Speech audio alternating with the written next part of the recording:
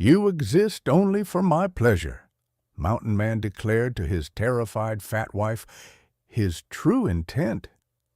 "You exist only for my pleasure," the maestro said coldly, his voice echoing across the empty concert hall.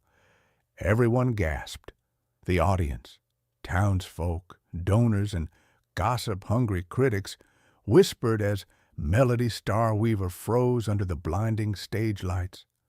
Her chubby hands trembled over the piano keys, her cheeks burning crimson with shame.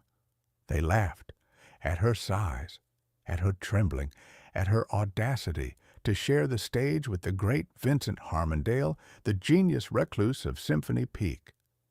The whispers cut deeper than knives. "She doesn't belong here. He must have lost his mind. Look at that fat girl trying to play Chopin." Mel wanted to run, but Vince's command pinned her in place. His silver-gray eyes burned with something unreadable. Discipline, perhaps, or fury. She thought it was contempt. Then he lifted his baton and said, "Play." Her fingers struck the first note, and something strange happened. The hall fell silent, not because of perfection, but because of emotion. Her music trembled with pain, with desperation, with raw human beauty. And for the first time, the great maestro's mask cracked. When the piece ended, there was no applause, only silence. And then his words again, "Pack your things. You'll come with me to the mountain." The crowd erupted in outrage, but Vince ignored them. He walked off the stage, coat flowing like a storm, and didn't look back. Mel stood there, tears streaking her face, unable to understand whether she'd been rescued or claimed. "Where are you listening from? If you were in that hall, would you have laughed or listened?" Melody Mel Starweaver had never known applause. She had grown up on the muddy streets of Copper Hollow, where dreams were as thin as the winter air, and every coin she earned singing at the market went to feed her family. Her voice was warm but rough, her fingers raw from playing cheap pianos in taverns that reeked of smoke and spilled ale. The townspeople mocked her behind her back. "A whale trying to sing like a lark," they said. But when she sang, the drunks grew quiet, because in her trembling notes lived something real: pain, longing, and the fragile beauty of someone who refused to give up, even when the world had already turned its back. Then came the night of the storm. Mel was playing on the corner beneath a broken streetlight when a tall man in a black coat stopped to listen. His face was partly hidden beneath the brim of his hat, but his eyes, silver, sharp, unblinking, studied her like a puzzle he intended to solve. When she finished, he dropped a gold coin into her box and said, "You play with your heart, but your hands are clumsy." She blushed, humiliated. "I can't afford lessons." "Then I'll teach you," he replied simply. "I'm Vincent Harmondale." The name hit her like thunder. Every musician in the country knew it, the man who could make orchestras weep and critics kneel, a legend who vanished from the capital years ago to live in solitude atop Symphony Peak. And now he was offering her a chance. Her parents didn't hesitate. To them, it was salvation. "You'll go with him," her father insisted. "He'll make you great." And so, within a week, Melody Starweaver, the poor, overweight street performer, found herself standing in a carriage beside the cold, unreadable maestro. The journey to Symphony Peak was silent. The roads wound higher and higher, through forests heavy with mist, until her village disappeared below like a fading dream. "Do you truly believe I can become a musician?" she finally asked, her voice trembling. Vince didn't look at her. You already are one, he said. You just haven't learned how to listen yet. She didn't understand. But when they reached the mountain estate, a vast fortress of stone filled with the sound of unseen instruments, she realized one thing. She wasn't merely a guest here. She was a student, perhaps even a prisoner. When he spoke again that night in the great hall, his tone was absolute. From this moment forward, Melody, you will obey my every instruction. You will eat, sleep, and breathe music. You exist only for my pleasure, the pleasure of perfect sound. And just like that, her heart sank. The man who had offered her freedom might very well have trapped her in another kind of cage, one built from perfection, pressure, and the haunting promise of greatness. The path to mastery was carved in frost and silence. Each morning at Symphony Peak began before dawn. The great hall of the mansion, once echoing with the voices of orchestras, now belonged only to two people, the maestro and his student. Mel sat at the piano while Vince stood behind her, motionless, his presence heavy as winter air. Again, he commanded, his tone clipped but never cruel. Her fingers stumbled through scales until they ached. When she faltered, he said nothing. Silence was his sharpest criticism, and yet every time she managed a perfect phrase, when the notes finally breathed like living things, he gave the smallest nod, a reward more precious than gold.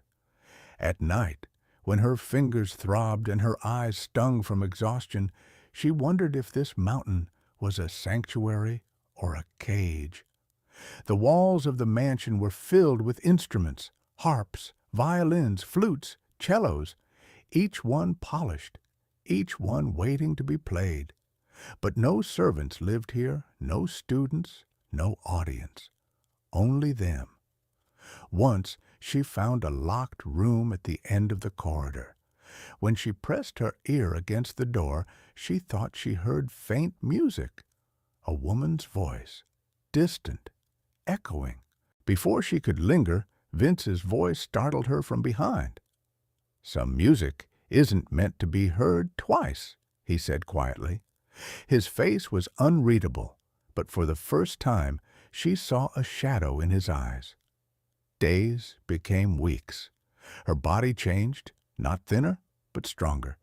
Her fingers moved faster, her breathing steadier. Vince trained her not just in technique, but in listening. "Close your eyes," he'd say. "Don't play the notes. Feel the spaces between them. The silence carries the soul of the song."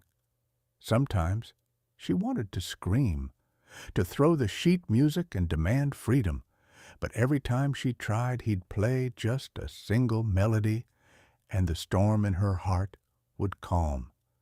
Then came the blizzard. The mountain vanished beneath snow and wind, and they were trapped together for 7 endless days. The fire crackled in the grand hall while she played softly, her music filling the cold air. Vince, for once, did not correct her. He sat in silence, his eyes half closed, as if remembering another life.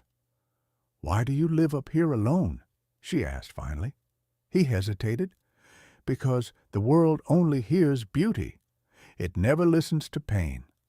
I came here to compose something true, something that wouldn't lie." "And me?" she whispered. "Why did you bring me here?" Vince turned to her then, his gaze softer than she had ever seen. "Because your music was the first sound that didn't lie to me." For the first time, Mel saw that his discipline wasn't cruelty, it was desperation. He wasn't trying to control her, he was trying to save something in himself, through her. That night, she played a new melody, one that came from within her, fragile yet alive. Vince didn't speak. He just listened, his hands trembling slightly. When she finished, the firelight flickered across his face. "You're learning," he said softly, "not just to play, but to feel. That's the hardest part." The blizzard raged outside, but inside the hall a different kind of warmth began to take root, slow, cautious, and entirely human. For the first time, Mel wasn't afraid of the mountain anymore. When spring crept slowly across Symphony Peak, the snow retreated from the pines, revealing rivers that sang their own melodies down the mountain. The air smelled of cedar and melted ice, and inside the mansion, music had begun to change, softer, fuller, warmer. Mel's days no longer began with fear. They began with sound. She woke to the faint hum of Vince's violin drifting through the corridors, each note steady as breath. Sometimes he played for hours before she joined him. Sometimes he waited until she appeared at the piano, still half asleep, but smiling shyly. Their lessons became conversations instead of commands. "Again," he'd say, but his tone was gentle now. Mel had stopped trembling under his gaze. Her hands found courage on the keys, and when she made a mistake, she no longer looked for permission to continue. She simply laughed, shook her head, and tried again. One morning, she found Vince asleep at his desk, his face lit by candlelight and covered in sheets of unfinished music. Quietly, she draped a blanket over his shoulders. For the first time, she noticed the streaks of silver in his hair, the lines carved by solitude and obsession. He had spent his life chasing perfection, but perfection had left him lonely. When he awoke, he found a cup of tea beside him and a short note written in her careful handwriting. "Music doesn't have to be flawless to be beautiful." He kept that note. Outside the mansion, Mel planted a small garden near the courtyard. Wild lavender, mountain daisies, and herbs for tea. "Every musician needs something alive to listen to," she told him.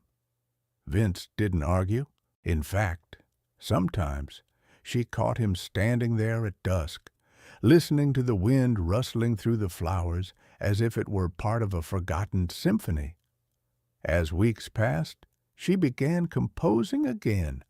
Short lullabies at first, simple and imperfect. She played them for no one. But one evening, as she practiced in the old music hall, Vince quietly entered and stood in the shadows. He listened until the last note faded. Then his voice echoed softly, "Play that again."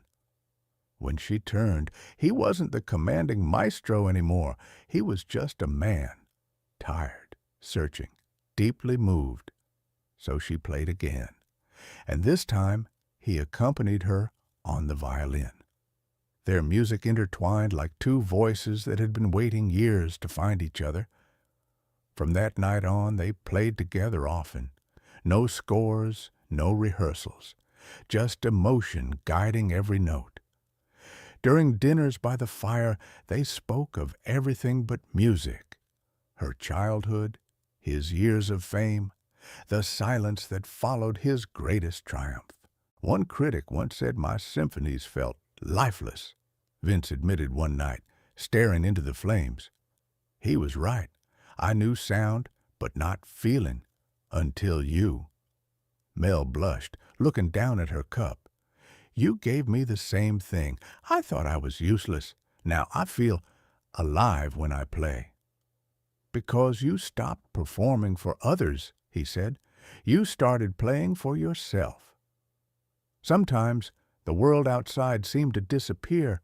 No critics, no expectations, no audiences. Just the two of them, lost in the vast stillness of the mountain and the fragile beauty of creation. But as peace settled over the mansion, so did something else. A quiet, dangerous tenderness neither dared to name. When their hands brushed while turning a page of sheet music, Mel's heart leapt. When he leaned over her shoulder to correct a chord, she could feel the warmth of his breath on her neck.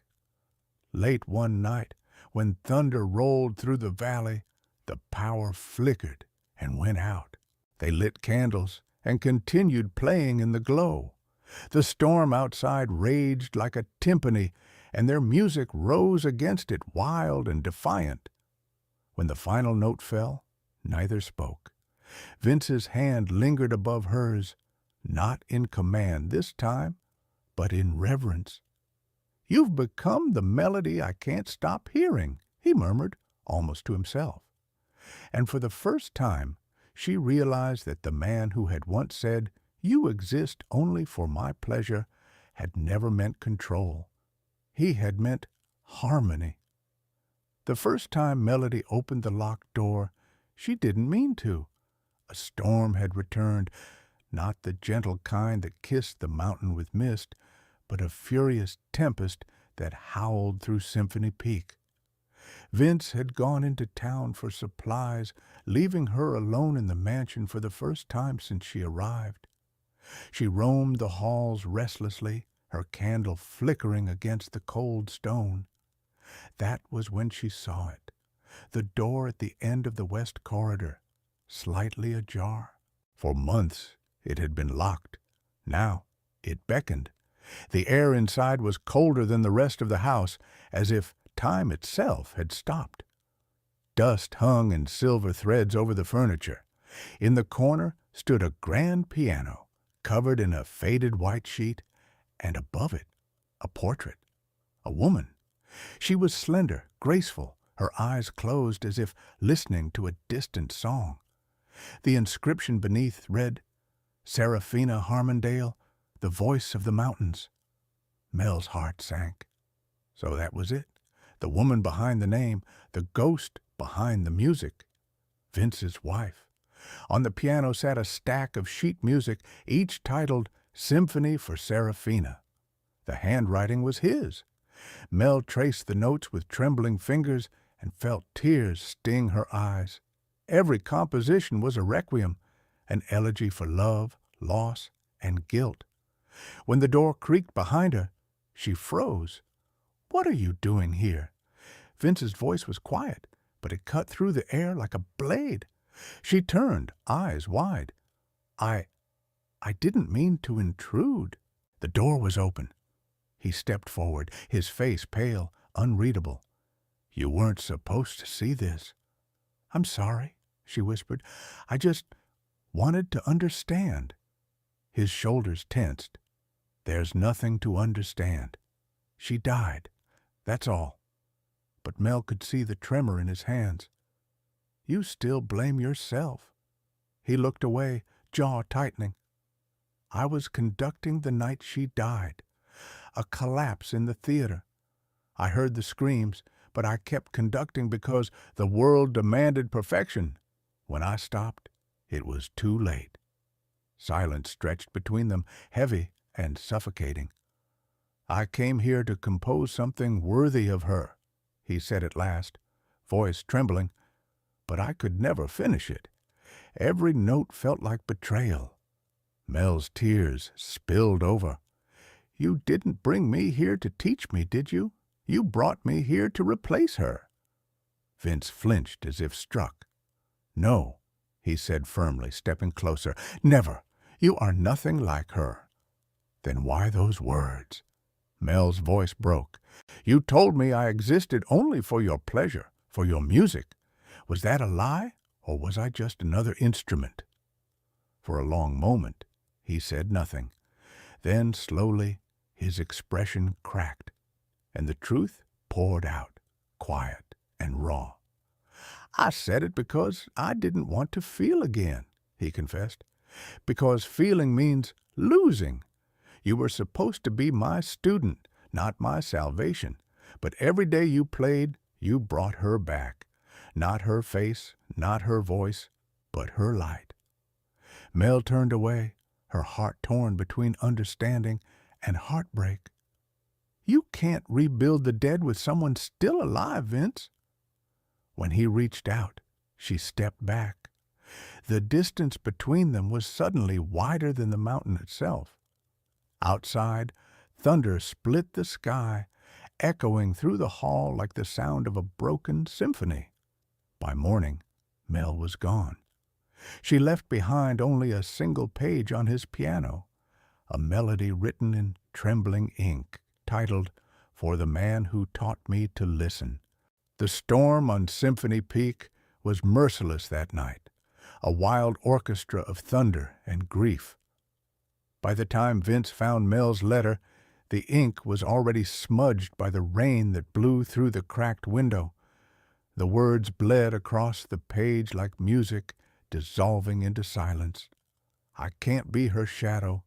I must find my own song. He didn't stop to think. He grabbed his coat, threw open the heavy doors of the mansion, and stepped into the storm. Wind tore at his hair and coat, but he pressed forward down the winding mountain path. "Mel!" he shouted into the darkness. His voice echoed between the cliffs. "Melody!"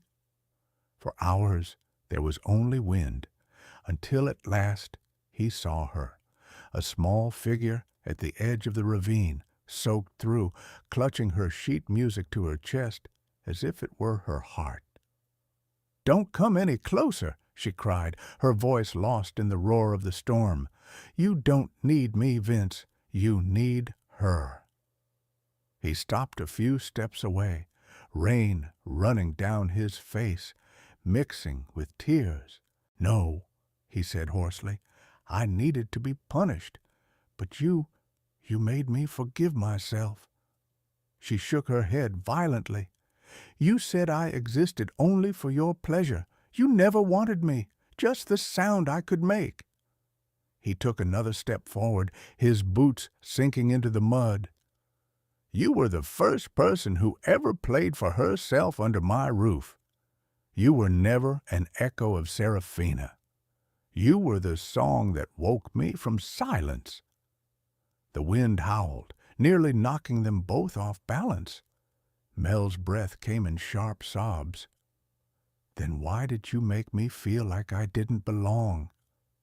"Because I didn't think I deserved to keep you," he said, his voice cracking under the weight of truth. "You showed me beauty again, and I was too afraid to lose it." Her sheet music slipped from her fingers, caught by the wind, scattering into the dark like birds released from a cage. Vince lunged forward, catching her hand just as she stumbled toward the edge, their fingers locked, trembling, cold, desperate. "I can't lose another song," he whispered. "Not this one." For a moment the world went still, only the storm breathing around them. Then slowly Mel let the tension drain from her shoulders and fell against him, sobbing into his chest. Vince wrapped his arms around her, holding her as if holding the final note of a dying symphony. The mountain no longer howled. It listened. By dawn, the storm had gone silent. The first light of morning spilled over Symphony Peak, soft and golden, like the slow beginning of a lullaby. Vince and Mel sat beneath the old cedar near the cliff's edge, wrapped in a single blanket. The mansion loomed behind them, its windows glowing faintly as if the music inside had never truly stopped. Neither spoke for a long time. The wind was gentler now, carrying the faint scent of pine and wet earth. Finally, Mel whispered, "I thought I came here to learn music, but I think I came here to learn how to live." Vince's gaze stayed on the horizon. "And I thought I brought you here to teach you, but it was you who taught me." She turned to him, her cheeks pale from the cold, but her eyes shining. "What did I teach you?" He smiled faintly, the kind of smile she had never seen from him before. "That perfection isn't the purpose of art. Connection is." The words hung in the air like the final chord of a symphony, simple, true, complete. When they returned to the mansion, Vince walked straight to the locked room. Without hesitation, He opened the door wide. The portrait of Serafina still hung there, watching over the silent piano. Mel stood beside him, uncertain. He took one last look at the room, then gently closed the lid of the piano. "Goodbye, old song," he murmured. "It's time for a new one." Together, they walked back to the music hall. Mel sat at the grand piano, Vince beside her, and for the first time, they composed together, not as maestro and student, not as the broken and the savior, but as two souls finally in harmony. Every time I share a story like this, I'm reminded that love, like music, isn't about perfection, but resonance. We all have our storms, our broken notes, our silences that hurt more than words ever could. But sometimes, someone comes along who doesn't try to fix our song. They simply play beside us until we remember the melody of who we are. If you're listening to this right now, tell me, where in the world are you hearing this story from? And if you still believe that love can heal, stay. The next story is waiting for you.